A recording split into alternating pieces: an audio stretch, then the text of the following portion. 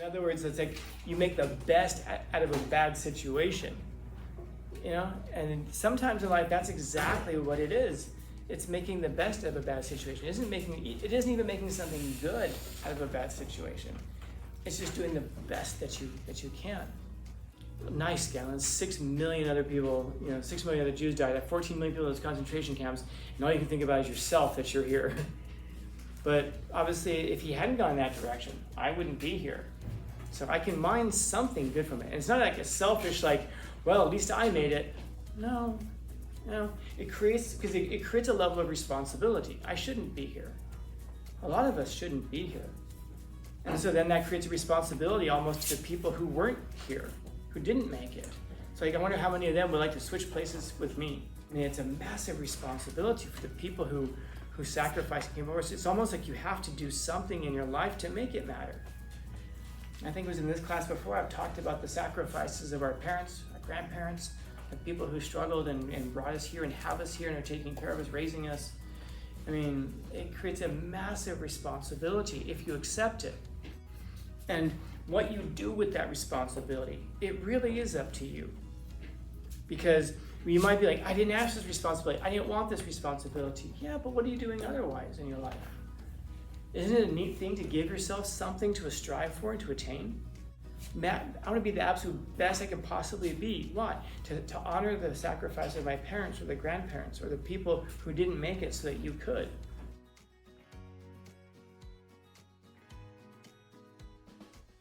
That's the really hard thing about it, man. It's that one thing, somebody else said it too, when there's nothing you can do about it.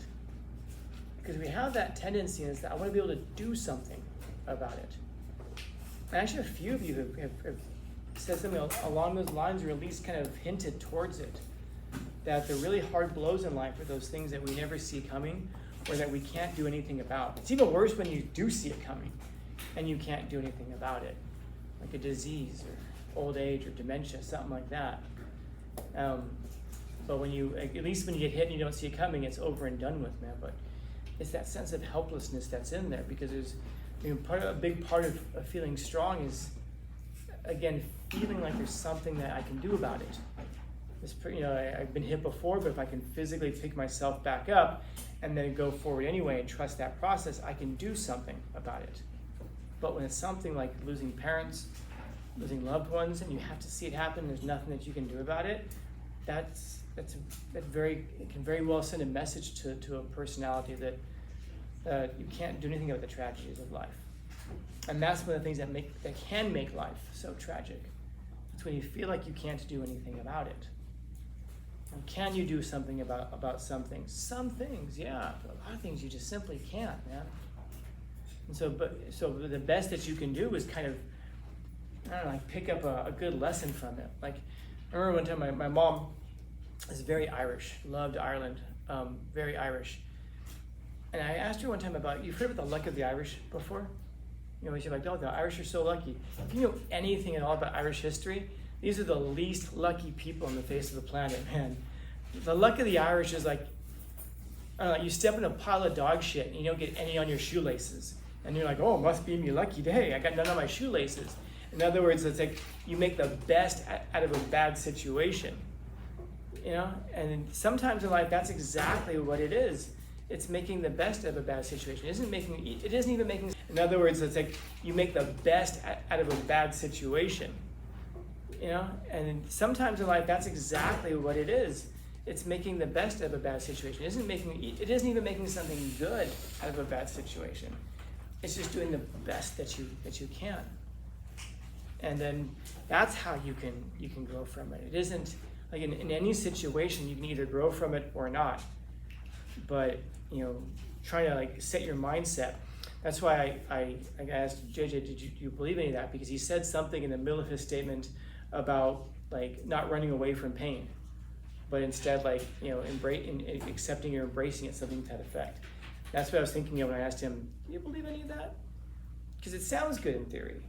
Can you embrace pain? But how many of us are able to do that? But then again, how many people are able to achieve greatness? Not a lot. And that a lot of times is what separates you. You have people who will do everything they can to avoid pain. And you see the irony of it, by the way, that a lot of times our effort to avoid pain is exactly the thing that leads us into it. The very things that make us feel happy so often are exactly the things that lead us headlong into harm. Because we can't know. We can't know. All we can do is make the best out of something. And again, that doesn't always mean to make something good. Yeah, so with this. Yeah. Or at least, in the very least, make something good out of it. Because, I guess it's probably difficult if you see somebody like in a hospital bed withering away for months or years. It's a hard thing, I think, to sit next to them and go, I'm going to see the good in this. You can't see, because maybe it's not, but you can make something good out of it. It's not that it is good, it's that you can see something good in it. Yeah. Thinking back to something that Natalia was saying when we're talking about like this, like being stuck in this place of pain. There's this poet, his name is William Wordsworth. Interesting guy, Wordsworth. Very famous poet who developed this idea essentially. So he would write his poetry. He had a good friend with him, Samuel Coleridge, and then his sister, Dorothy. And he'd go on these walking tours of the countryside, and he would just kind of like take it in, just like get to a waterfall or whatever. He liked writing about nature.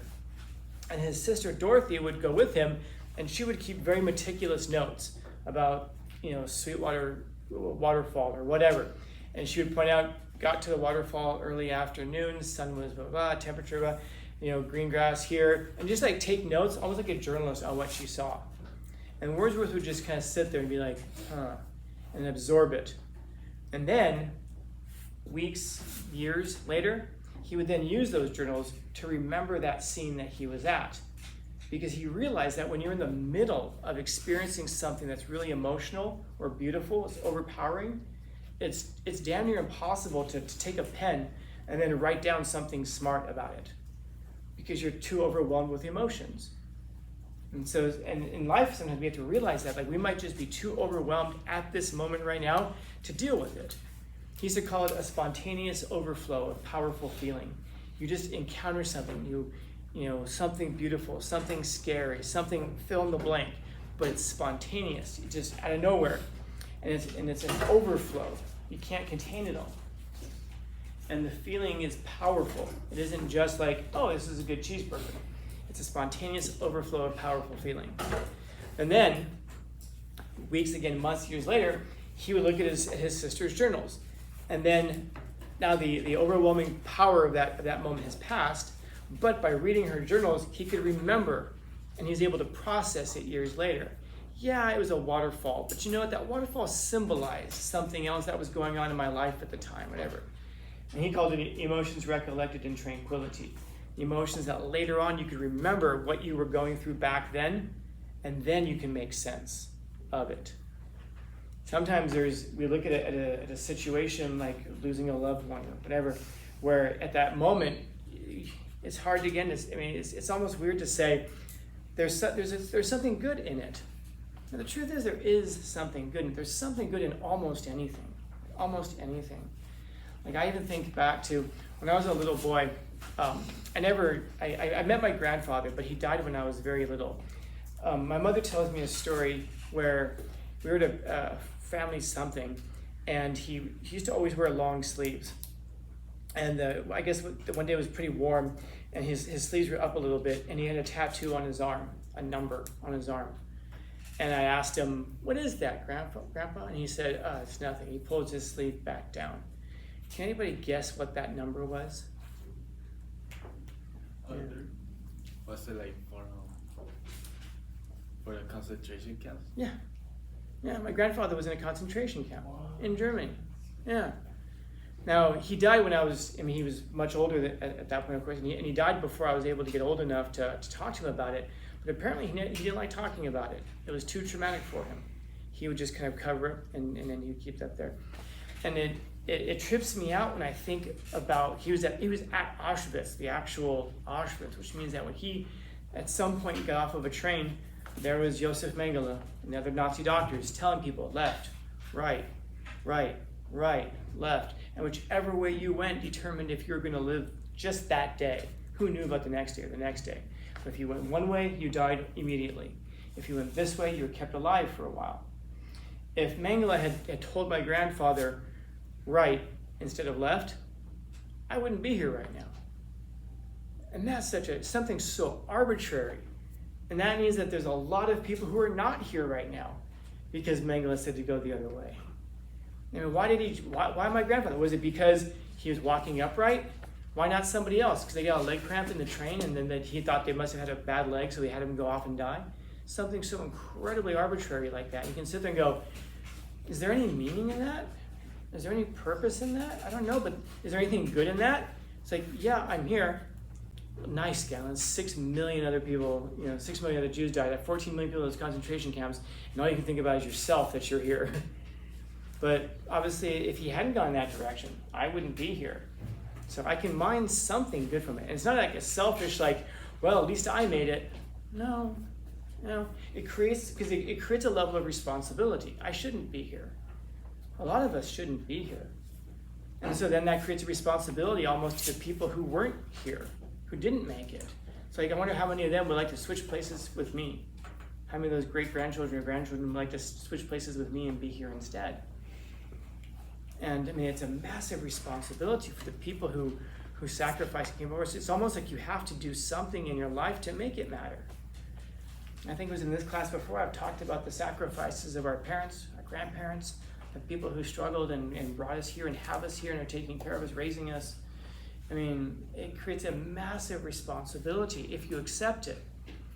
And what you do with that responsibility, it really is up to you. Because you might be like, I didn't ask this responsibility. I didn't want this responsibility. Yeah, but what are you doing otherwise in your life?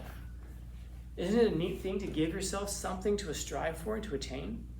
Matt, I want to be the absolute best I can possibly be. Why? To honor the sacrifice of my parents or the grandparents or the people who didn't make it so that you could. You can honor them at least by making their sacrifice worthy or worth it. And you might think that's a massive responsibility. Yeah, it can be overwhelming.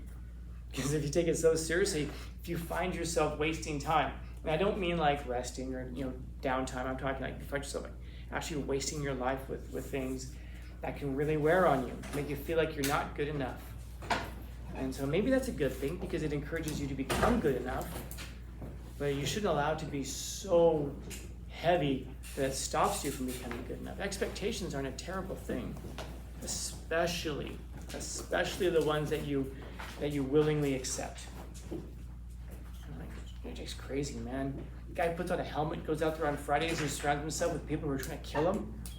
And he trusts people who he just met in the past year or two to save his life from them. It's a hell of a responsibility. And then if the team does well, everybody looks at the quarterback and is like, yay, he did well. If the team does terribly, everyone looks at the quarterback and the coach and blames them.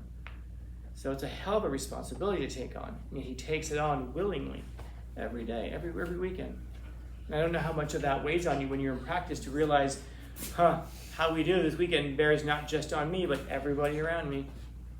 And how much more if we can take on that responsibility to honor our parents and our grandparents. I mean, I don't want to get too heavy with it, but man, if you really think about that, how many hundreds, if not thousands of generations have led you here? In human history, in our present form, going back 300,000 years. People, surviving on the savannah, fighting tigers and shit, showing up, and then they pass off, and here you are. That's it. Yeah. I guess what you do with that responsibility is up to you. So, anyway. Questions? Yeah. Ribbit.